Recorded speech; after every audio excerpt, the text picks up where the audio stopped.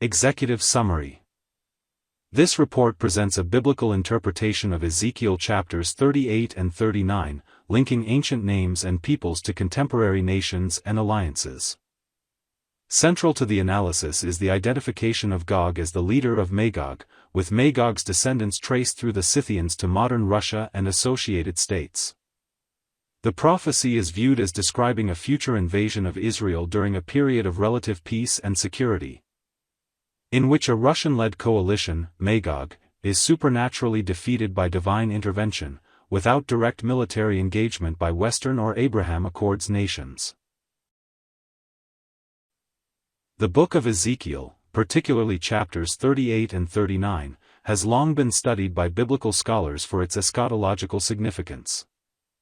This report examines the text through the lens of ancient Hebrew idioms, historical records, and current geopolitical realities. It posits that the Bible primarily recounts the history and future of Israel, with directional references, south, east, west, understood from the vantage point of Jerusalem.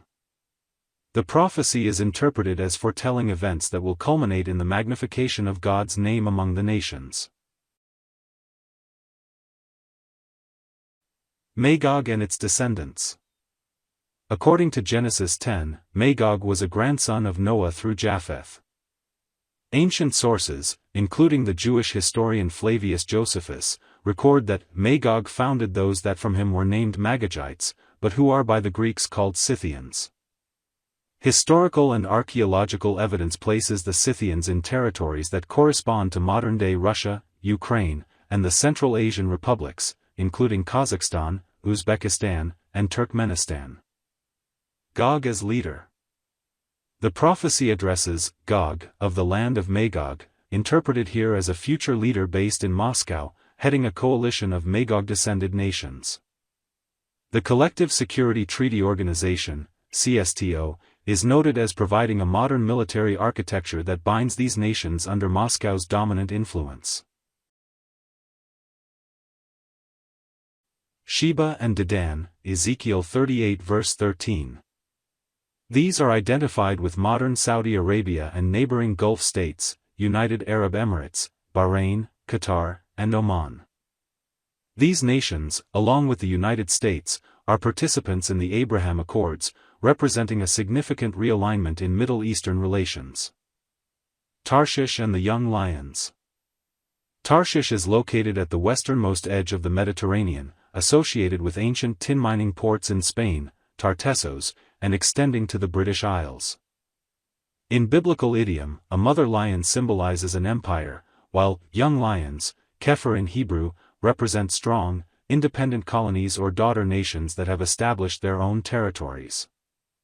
Great Britain's global maritime empire and its national symbol, the lion, gave rise to the United States, Canada, Australia, and New Zealand. These nations are viewed as the young lions, fierce, independent powers, with the United States being the most prominent. The verse, Sheba, and Dedan, and the merchants of Tarshish, with all the young lions thereof, is understood as these nations questioning the invaders' motives. Art thou come to take a spoil, but not engaging militarily? Conditions preceding invasion.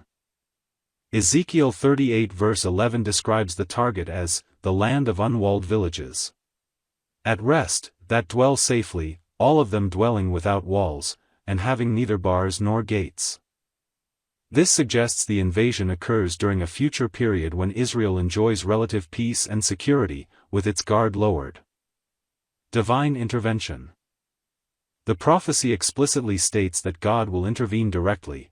I will turn thee back, and put hooks into thy jaws, and I will bring thee forth. When Gog comes against Israel, God's fury rises, resulting in supernatural judgment. Ezekiel 38 verse 18 and 38:23 emphasize that this event will lead to God being magnified and sanctified in the eyes of many nations, who will recognize that He is Yahweh. Importantly, the text indicates that the nations aligned with Israel, Abraham Accord states and Western allies, do not deploy military forces. Human militaries are portrayed as sitting out the conflict, with God alone defeating the invading coalition. This interpretation frames current geopolitical alignments, particularly Russia's influence over former Scythian territories via the CSTO. Alongside the Abraham Accords and enduring ties between the young lions and Israel, as consistent with the ancient prophecy in Ezekiel 38:39. It portrays a future scenario in which a Russian-led Magog coalition invades a peaceful Israel, only to be decisively defeated through divine means, resulting in global recognition of God's sovereignty. The analysis underscores the view that the Bible remains the story of Israel, extending from its ancient origins through to the establishment of a future kingdom under messianic rule from Greater Israel.